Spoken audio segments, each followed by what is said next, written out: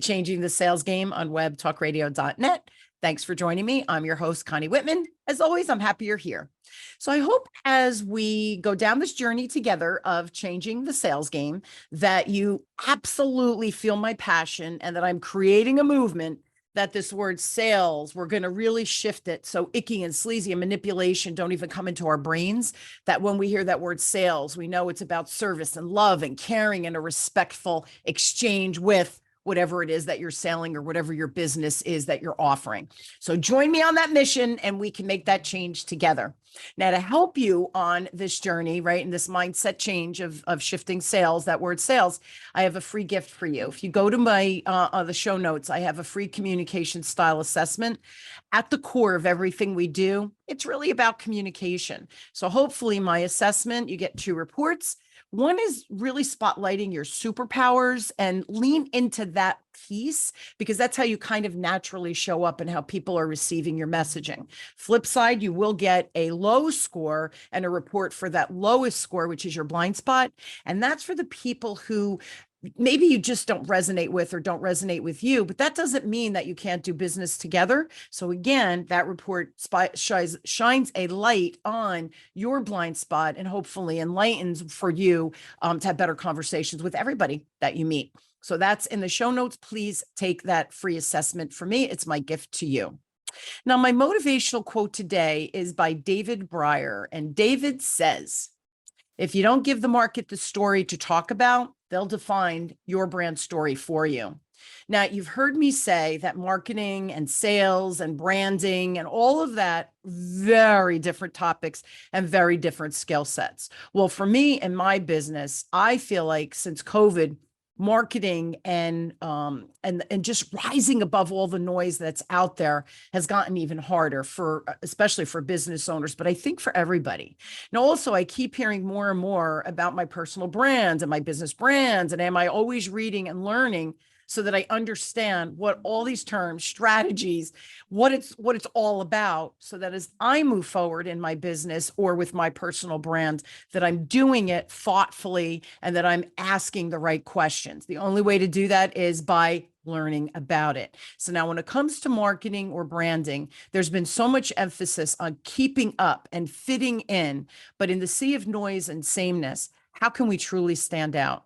Well, of course, I have an amazing guest today. Rachel Jenks is the brand boss, and she's going to share with us the power of owning your difference.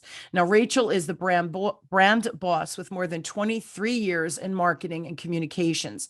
Rachel's passion is empowering you to rock your brand like a boss.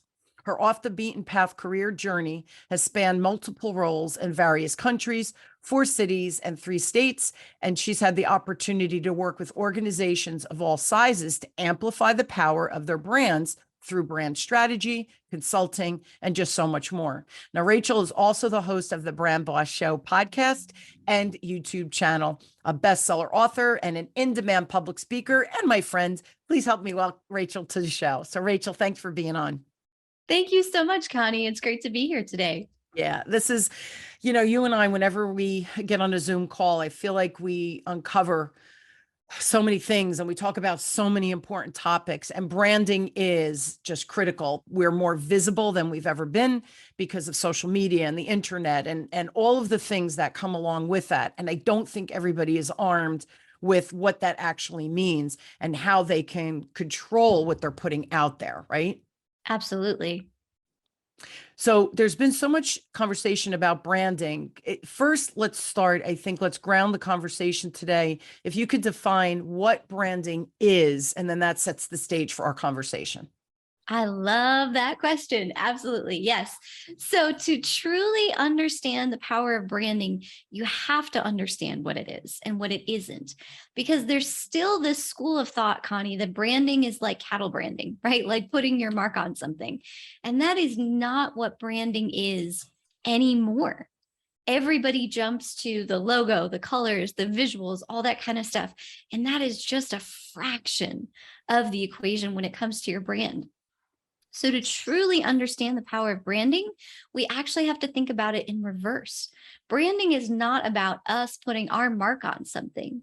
Branding is the mark that every experience, every interaction with you, by the way, on any level, on any platform, in person, offline, anything, like every single piece of that entire experience is branding.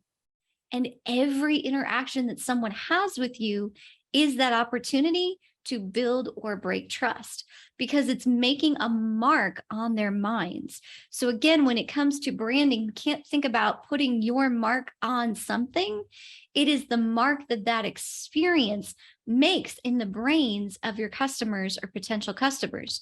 We talk about having a first impression with somebody. Well, you could also have 101st impression or 101,000th impression, right?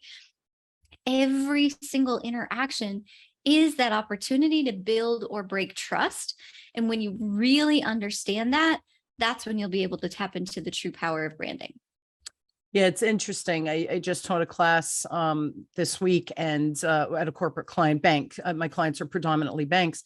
And we were talking about branding, right? And how can you, the individual, affect the branding of, in this case, the organization? And I said, because they're banks, right? They're all in different branches within the footprint of the organization, of the corporation. So I said, you don't own the brand, the customer does. Because if I walk into one branch and I get this stellar experience, and then I go into another branch in your network, right? The same bank, and I have a very different experience. And then a friend says to me, hey, who do you bank with? I'm looking for another bank, right? I'm getting hit with fees or whatever. And they say, well, my bank, but this branch is really, really good. That's not convenient for you. The branch that's convenient for you, they don't do such a great job. That's a brand, right? You've just solidified that experience that it's like, it depends where you go. So obviously what I help what corporations do is create a culture so that we're playing by the same branding rules, if you will, not in a bad way, but that we can shine our light the same without becoming a Stepford wife, right? Because it's still your personality, your demographic, wherever you're located, but that messaging has to be consistent so that I can easily say, oh, I got the best bank for you, or, oh, I got the best branding boss for you. You have to earn that respect. And it's, you said it, there's how many first impressions? There's really many first impressions. And here's the other thing. I don't know, Rach, if you know the statistics on this, but it's like, if you have a good experience, you tell like 3 people. If you have a bad experience, you tell like 23 people. So that branding becomes really important, and the energy behind it that we put, it really can become something very tangible, right? Absolutely. Yeah. And so many people say like, oh, we have this brand and we invested all this money in branding, and maybe they did on their website, and that's great. But then somebody goes to the website and buys a product and gets the product, and the product falls apart. That's branding. Or maybe they need customer service and they can't get a hold of anybody. They get dumped into voicemail all the time. That's branding, right? Maybe they go to your website and they can't find out how to contact you. That's branding.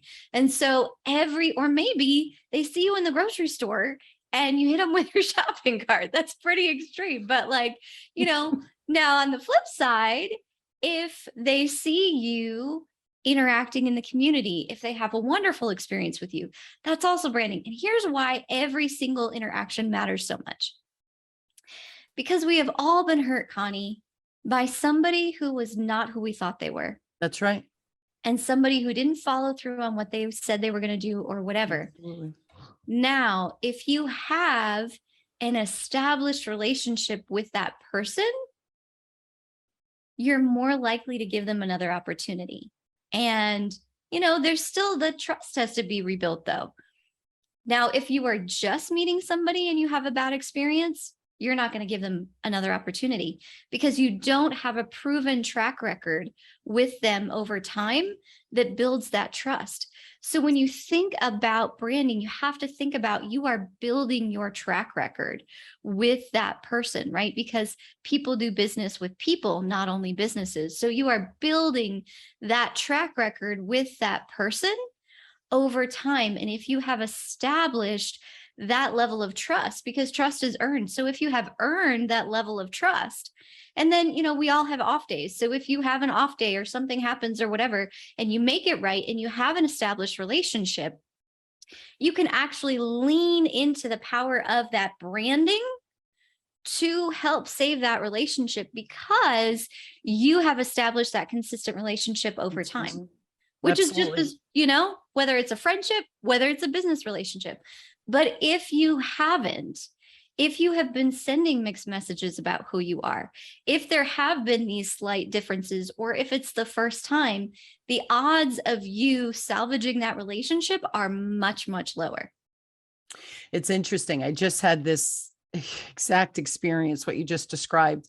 So just for future listeners in the future, we're recording this podcast in September of 2022. So I'm speaking at the end of September 2022 at a bank trainers conference. So I was promoting it on my, social media and on my email list, et cetera. And so I got this phone call on my voicemail, which no one ever calls me. Everybody does LinkedIn or messaging, right? So what happened is 15 years ago, one of my clients in Connecticut, a bank, I had done work with them, did a great job, whatever. Fast forward, she's connected with me on LinkedIn, saw my post and said, oh my God, Connie is still in business. Number one, it's been 15 years later. We need business development training within the organization. They tasked her with it that week. Talk about the universe working, right? She sees my post about, hey, I'm really excited to speak at this conference. She left a voicemail message. After she saw me, she could have easily on LinkedIn messaged me, but she thought, no, I want to talk to Connie. She went and found the binder from the training. She got my old business card. I said, thank God my number's still the same for 15 years ago, left a voicemail message, and we ended up corresponding. We've already met, and now we're, proposals in the work and all of that. It's because I was trusted. She saw I'm still in the business. They had a situation that week where the conversation was there. Who did she think of? Me. It was just the timing of everything. My number was still the same. She knew what she was getting. We got on the phone, we caught up. It was like we never stopped talking. So that's the branding piece. She knows what to expect from me, even though we haven't seen each other in 15 years. It matters. It really matters how we show up, both in business and personal. So now that's my next question, Rachel. I'm curious.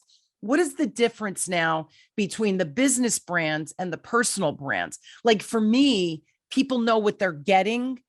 For me, now I've rebranded to changing the sales game because Whitman and Associates, that didn't mean anything to anybody. But when you hear changing the sales game, oh yeah, Connie's all about sales, man. She's going to get me off the bench and in the game. And right, that's my business brand, but really it's who I am as well. So is there a difference? Can you kind of explain that to us? Absolutely. And that's such a beautiful example, even that story that you just told, of what we're about to talk about. So, Connie, when you think about the people that you have met in the last 24 hours, probably some conversations are coming to mind, faces, names, maybe emotions associated with that. Yep. Now, when you think about the businesses that you've met in the last 24 hours, it doesn't have the same emotional response. It doesn't have the same experience. We don't call those things to mind the same way. Why? Because humans are relational people. We relate to other humans, and people do business with people they trust. I will never forget one of the first things that my business mentor told me when I was launching my business 6.5 years ago is that real business is H2H. It's human to human, and you have to remember the human in the equation. I know you're passionate about that too. And so the real power of your personal brand is now you're building know, like, and trust, not just with what you do, but with who you are as a person. And, Connie, recently I was able to have the incredible honor of having the go-giver himself, Bogberg, on my show, the Brand Boss Show. And we talked about the law of authenticity for any of you who are familiar with the go-giver, right? And I love this point that he brought up, that authenticity isn't a value that you just slap on, your business. Yeah. It is the life that you live. And the way that I say it is the most powerful marketing you will ever have is the life that you live. And so people see you, they see you in the community, they meet you through networking, they hear you on podcasts or speaking engagements or wherever you might be. They interact with you in the community, they interact with you in your business. They are not just doing business with a nameless, faceless business. They are doing business with people. So the more that you can tap into that and build know, like, and trust with you as a person, not only your business, that is memorable, powerful, and that takes your ability to build trust, that accelerates it so much faster and takes it so much deeper. So that's the difference when you think about branding your business, because branding your business still does matter, right? It just doesn't have the same level, particularly from an emotional connection of building know, like, and trust that your personal brand does. And one of the trends that I'm seeing right now is that, we were talking about this before we got on air. People are really burnt out. Yeah. They're really burnt out. And one of the things we're burnt out of is marketing. Yes. Did you know that if you post on your business LinkedIn profile and share that, and then if you made that same post on your personal LinkedIn profile, as if you yourself were writing it, not just sharing from your business, right? But you yourself posting that content, you will get 50% more engagement on that personal post than you will ever see from a business post, right? And then Facebook has like shadow ban business pages. They're honestly kind of a joke right now. I mean, just all this stuff. Why? Because people are so oversaturated. Yeah. There's so much like this business. But when you show up as who you are, now people are paying attention because we are still relational humans. There's still this hunger for human connection. So that's what you're tapping into with your personal brand. And that's how it differentiates from your business brand. Does that make sense? It really does. And it's so funny, the know, like, trust factor. I remember when I first ran my workshop, the digital workshop, because remember I had done everything live pre-COVID. And so I took my signature program and I thought about how can I share this as free content, help people, and then, maybe they'll buy from me down the road. Right. So it's just sharing really quality stuff. So I did my first workshop, and at the end, several people bought my program. So of course, the first thing I said is, I'm so curious. I had never met you before. I didn't know these people. I'm like, how did you find me that you ended up in this? Because, they sign up. It could be from my email. If it's through one of my affiliates, then I know where they came from. But these were people, they just showed up, and I'm like, from my email list. So I'm like, how'd you find me? They heard me speak during COVID. I was doing a lot of summits and giveaways and speaking events virtually, which I'd never done before. So they heard me speak at an event. And then of course I said, and I have 2 podcasts, right? I always share free resources wherever I speak. They started following me on my podcasts. And then fast forward, right? I do this workshop and they thought, I really like Connie's messages. I'll go hear her workshop. It's free. What if I got to lose, right? Let me jump on this call, 90 minutes. And then at the end, they bought. And this was the feedback I got, which was really touching in so many ways, because they really didn't know me. They had never had a personal conversation with me other than hearing me on the podcast and seeing me speak. And they said, it was every time I listened to your show, or every time I read a post from you, or you wrote an article, it was like, oh, it's like she's talking to me. And then now they get in the workshop, and I'm very engaging on my workshops because it's like, to just hear me talk, boring. So I want engagement, right? That's why I love hosting the show, because we have these great conversations and we can learn so much more from those different voices, right, of our expertise coming together. So at the end, they bought from me, they said, because it was like I was talking to them for a year and they trusted me. And then they get on this workshop and they're like, you're goofy as ever, but you give so much of yourself and your heart and you share. And if we didn't buy from you, we would have learned still so much from the workshop. That's who you are. And that's why we knew we had to buy from you, because you're going to over deliver. I'm not worried about the investment. I know I'm going to get that back tenfold. And of course, then they give me referrals from there.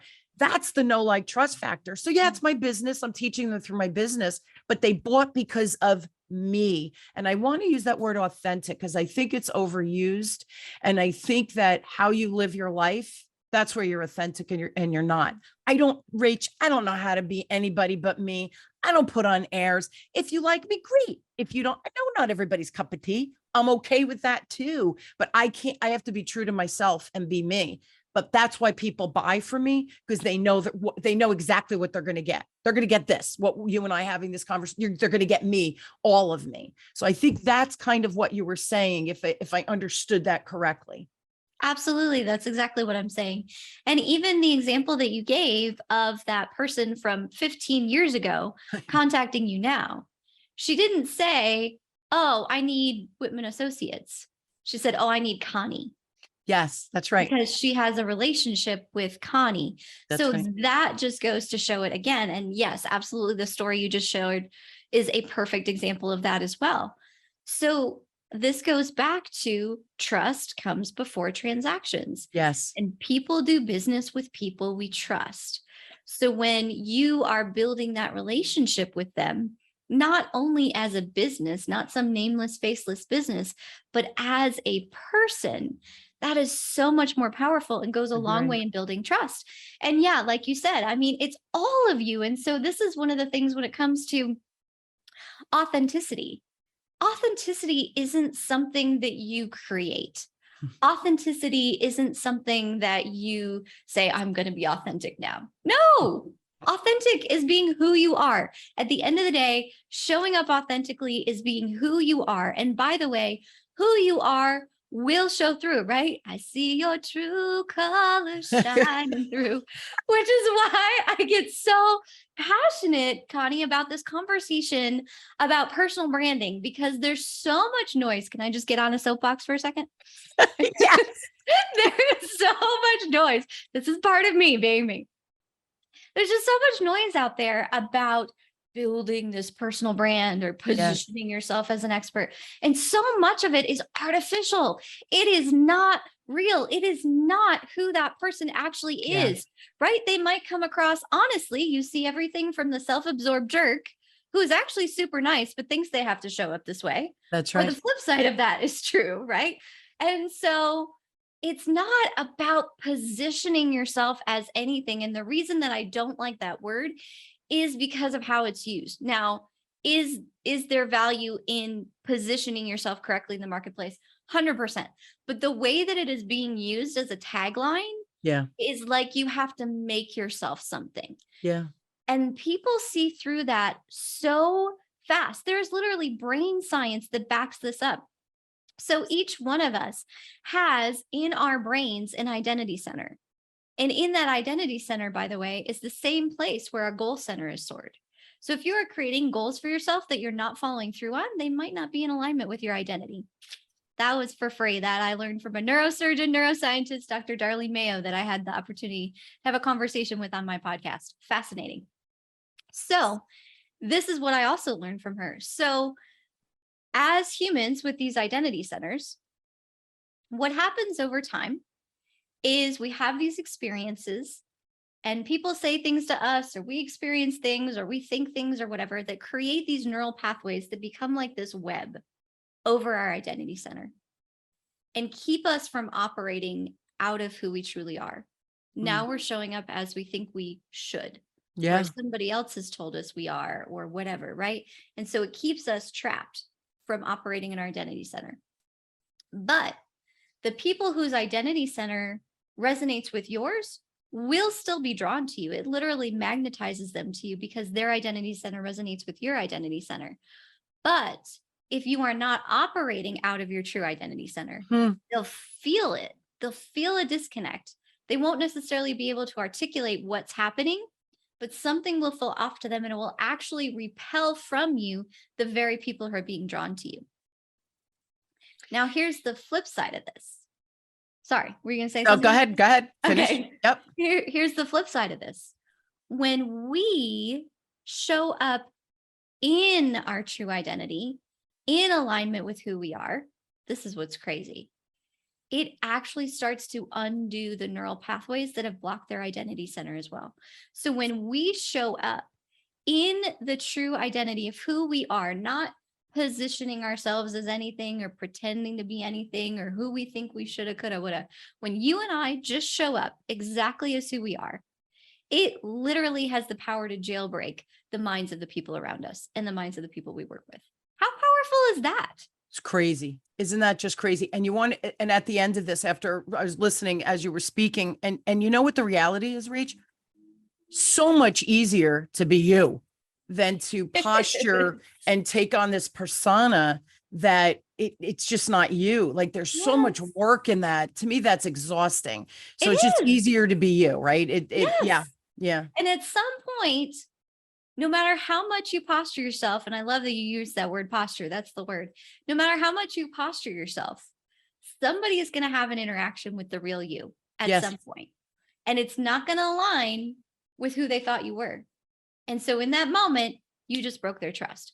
So why Absolutely. would you intentionally have a marketing strategy that sets you up to at some point break trust with people? Like, that doesn't make any sense to me. And yet that's what so many businesses, not even intentionally, but don't realize that they're doing, what so many business owners are doing. When you listen to the kind of this Pied Piper of posturing yourself and, keeping up with all your competition, and what are they doing? Oh, I have to be doing that too, or I have to look like this, or I have to da da da.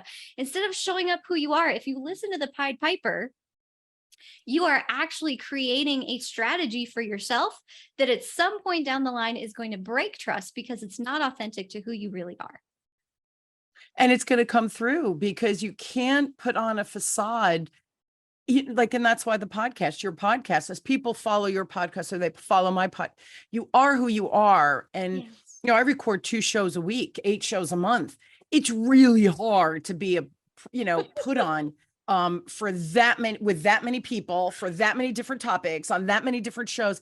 It becomes quite exhausting. What have you found, because you've been doing this for so long, Rachel, what are the most important components, do you think, as they start to listen to this show, for instance, and they think, okay, well, who am I? What are my real values? What do people tell me, right? That's the most special about me. Or after I meet with a client, what feedback do they give me? Like, oh, thank you so much for, fill in the blank, for being so concerned about me, or for taking the time and being so patient, whatever the words are, right? So I start to analyze that within myself. What are the most important components, though, when I start to understand my personal brand and then accentuate that, right? To amplify that piece, because that's what people are going to resonate with, right? Absolutely. Yeah. So there are 4 keys that I'm going to give you to really, really tap into and harness the power of your personal brand. And I go a lot deeper into this in my personal branding coaching program. Cool. The first one is identity. The true foundation of every successful brand, personal or otherwise, and especially personal, begins with identity. Because when you know who you are, you can operate from that place. If you don't know who you are, then you are sending mixed messages out into the world and you probably don't even realize it.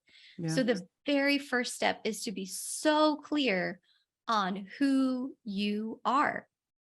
And that goes far, far deeper than anything on the surface, right? So if you were going to describe your husband to me, you're not going to talk about what he's wearing. Unless he's like in a shark onesie out on the deck or something. I don't know. Let's hope not. But really, like, the way that we truly get to know people is so much deeper than anything on the surface, which is why you have to start with identity. Then when you are so clear on your identity, then you can say, okay, so does this messaging align with this identity and communicate this identity? Do these visuals align with and communicate? Does this customer experience align with, right? All of this whole big picture of who you are, you have to start with identity. So that's the first key. The second key is, what is your sour spot? What are all of the ways that you have been showing up well-intentioned, but perhaps misguided, out of duty, out of obligation, out of somebody else's expectation? All of these things. What are all of the components of who you are not? Let's get really clear on that, because you have permission to not be that and not show up as that. And so when you know who you are, you can operate out of that place. And when you know who you are not, you can operate in freedom and not feel like you have to be all those things anymore. So identity, sour spot. The next one is voice. What is your unique voice? And there are facets to this, right? Like, what is the tone and all of that? But there's also something deeper here, because, and I know you know this, Connie, and we've talked about this offline as well. Your unique voice carries a frequency that is specific to you. No one else on earth has the same frequency as your voice. And when you are speaking out of your true voice, it literally releases a frequency to which the atmosphere responds. And I know we're getting a little bit into your other podcast with that. So I'll leave that little note there. But it's powerful. There is a frequency and an energy that is released by your unique voice. So what does it look like for you to show up as you? What does it sound like, right? And then that ties into the fourth key. So we've got identity, sour spot, voice, and the fourth key is authority. What is the unique authority that you bring to the table, that you bring to the people that you serve, which is based in your professional experience and also your personal experience? We all have authority in the things that we've walked through. And you might think, oh, hey, this happened over here, but that doesn't really tie into what I do in my business. You would be surprised, because all of this goes into this bigger picture of who you are as a personal brand.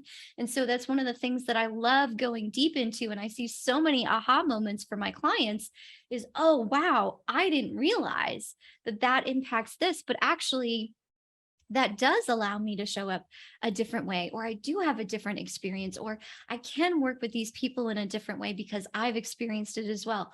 All of these things. So when you pair your unique voice with your unique authority that you bring to the table, that with your unique identity and knowing who you are not, that is a secret sauce that nobody else on the world has like you. There is no one exactly like you. Every single fingerprint is different, right? Just like that, you are unique. So that unique, complete picture of who you are is going to organically set you apart from every other person, let alone every other business on the planet. And there is a way that you can uniquely show up and serve.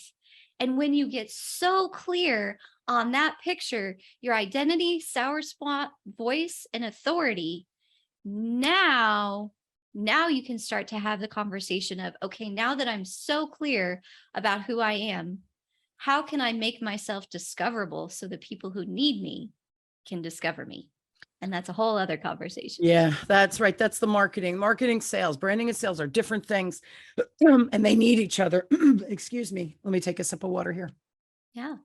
I want to share one more story, which I think is impactful as people are listening. How do I figure out what my brand is or who I am, right? I may be very critical of myself. So here's a story. So, and this is what I recommend. Tap into what people are saying about you. So example is one of my clients, I've known him for probably about 15, 18 years, something like that. I've been in business 21. He left one bank, went to another, and he's running a division now. He's one of the executives. He was there at this new bank for a week and he calls me. He says, listen, budget season, I just need numbers. I know what you can do. Here's what I'm thinking. And we went through and I said, okay, give me the population, right? Your table of organization, blah, blah, blah. Put the numbers together. He puts it through. He goes, we'll figure out the topics, how we're going to roll it out later. I just need numbers for budget. Okay, you got it, right? We've worked together. Fast forward, I was able to do that in a day for him. So now he comes to kick off the meetings, which I usually ask my executives to do so that it tells the employees, this is the culture we're building. This is very important. Again, it affects the branding and the word on the street of what the clients think of us and what we're doing and why we're doing it. So the first meeting he kicked off, I don't know what they're going to say. They're just going to introduce me and say, this is what we're doing, is what I'm thinking. And he says, the CEO had asked him remember, he was there a week, called me, give me numbers. And when he went to the CEO and the CEO said, well, aren't you going to vet other people? He goes, nope. And the CEO goes, well, what are you talking about? I didn't know who the CEO was of this new organization. And he says, let me tell you something. And this is what he shares at the beginning of the class. So let me tell you something. He says, I've worked with vendors through my career, my 30 years being in banking. They've all been very, very good. And this is what he ended up telling the class. But he said to the CEO, he goes, but Connie, she's not only a vendor, her curriculum's great. Yeah, just like anybody else. She cares. She cares about the personal achievement of every one of you in this room. And he said to the CEO, she cares about this bank. She cares about the employees. She cares about our bottom line. She's all about the return on investment. And it's personal to her. It's not just business. And that's why I want Connie. And as he's saying this, can I tell you, Rich, I I was crying. I had never realized, like, I knew he liked me. I knew he respected me. I knew he trusted what I would do for him, right? Otherwise he wouldn't have called me in a week.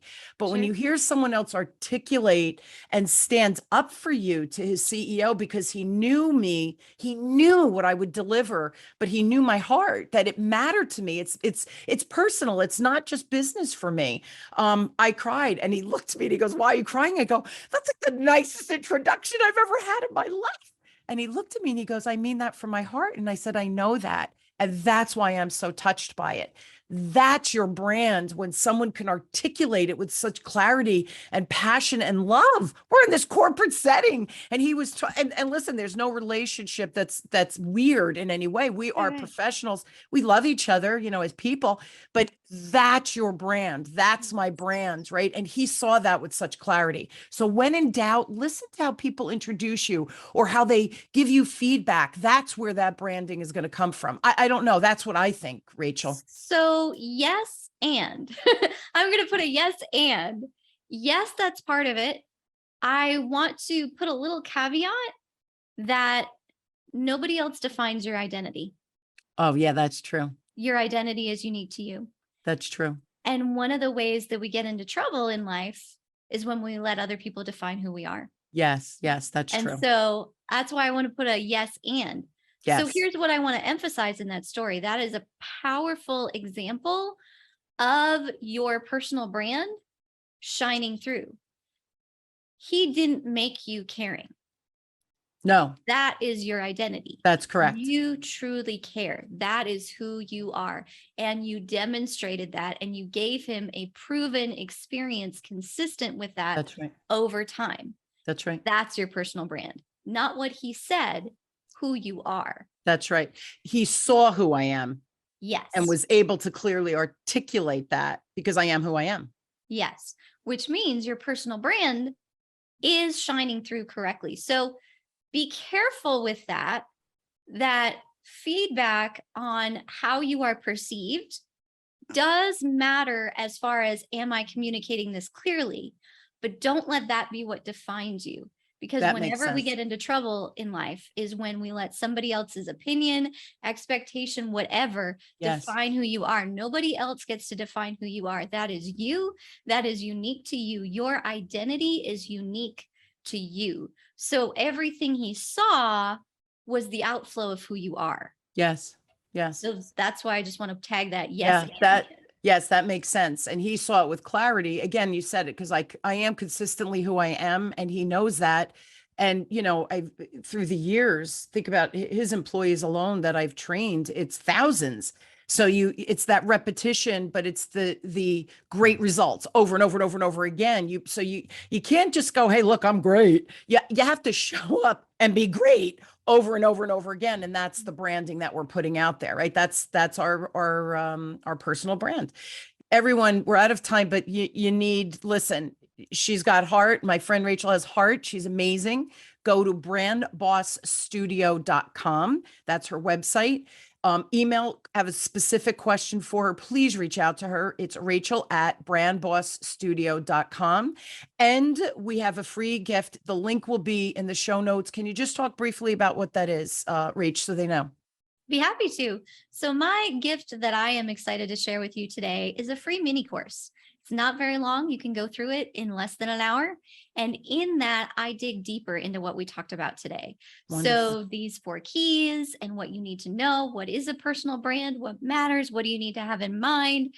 How do you own your difference? What does that even mean? All of those things I go into in more detail in that course that I am delighted to share with you, absolutely free, to help you, Connie, my passion, like you, is to empower as many business owners and business leaders as I can to own your difference and rock it like a boss. So I am very excited to be able to make this resource available to all of your community. Thank you so much. And that's a helpful place for everybody to start if they're interested or saying, is my brand on point? This is a great place to start. Go through that little mini course.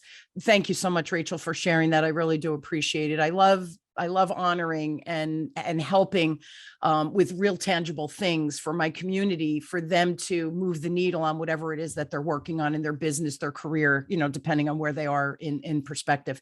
And additionally, for everyone, I have an all-star community. I would love for you to come and play with me directly. You get me twice a month. The price point is super, super low. If you're interested, that information is in the show notes too, but I would love to have you part of my community where you actually get me live and we talk and I can help you directly, because I really do care. Rachel, thank you again for just a really important discussion, but what clarity and how you went through how our personal brand absolutely affects our business brand and how they're really different, right? The personal is more feeling intense, where the other one is more awareness intense, my words, but that different vibrational energy between personal and business, I think is a really important distinction for us to understand what we're actually creating. So thank you so much for that. Always appreciate your time and your thoughts on things, because you do describe things with tremendous clarity for me. So thank you so much for that. My pleasure. Thank you so much for having me today. Oh, really my pleasure. Thanks again for great information. And I hope you will join me weekly as we question, build, and discover together, no matter what challenges you're facing, both personally and professionally. My guests and I, and the topics we discuss, I really do hope that we provide some good ideas, tips, and strategies. So as soon as you stop listening to the show, pick one thing and implement it. See what happens. Information, I know you guys are tired of hearing me say this, but information is a beautiful thing. If we do nothing with it, it's simply information. Once we start to apply in our life, in our business, one little tip, one little strategy, man, oh man, the magic starts happening. So report back, let me know how it goes. I really am thrilled that you're joining us every week. This is Changing the Sales Game with me, your host, Connie Whitman, on webtalkradio.net. I am honored to have you on this journey of change with me. And I truly hope we get you off the bench and in the game by changing your sales game and changing your life. Thanks so much for tuning in. I love you all, and we'll see you next week. Have a great one.